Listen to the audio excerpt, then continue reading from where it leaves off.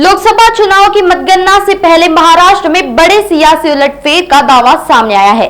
अमरावती से सांसद नवनीत राणा के पति रवि राणा ने दावा किया है कि उद्धव ठाकरे एक बार फिर पीएम मोदी के साथ आएंगे। राणा ने कहा है कि अगले 15 दिनों में वे मोदी सरकार में शामिल होंगे। आने वाला समय नरेंद्र मोदी का है। उद्धव ठाकरे जानते हैं कि देश के भविष्य को उज्जवल करने के लिए नरेंद्र मोदी का प्रधानमंत्री बनना जरूरी है। देशाच्या निवडणुकीचा रिझल्ट येणाऱ्या 4 तारखेला येणार आहे। अमरावती जिल्ह्यामध्ये भरभरून अमरावती जिल्ह्याच्या जनतेने नवनीत राणाला आशीर्वाद दिला आहे। देशाचे पंतप्रधान मोदीजी यांचा अंडरकरंट होता।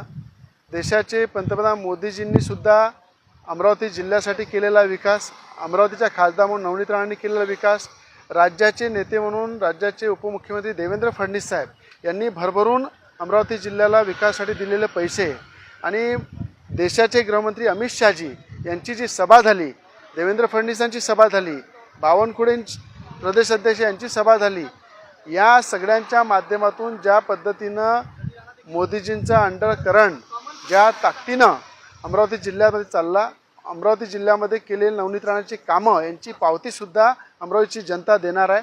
आणि मला असं वाटतं की ज्या उद्धव ठाकरेंनी इलेक्शनमध्ये टीका केली, टिप्पणी केली, ते उद्धव ठाकरे देशाचे पंतप्रधान मोदीजींची शपथ झाल्यानंतर 15 दिवसामध्ये जी खिडकी मोदीजींनी उद्धव ठाकरेंसाठी उघडी ठेवलेली आहे, त्या खिडकीतून तुम्हाला आतमध्ये दिसेल हे खऱ्या अर्थानं काळ्या दगडावरची पांढरी रेघ आहे।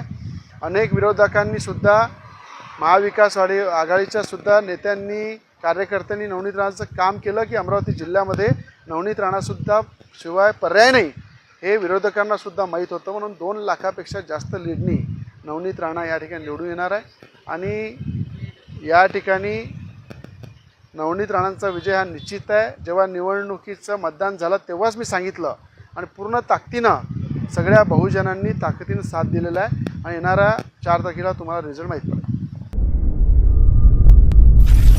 नागपुर समय, गली से दिल्ली तक।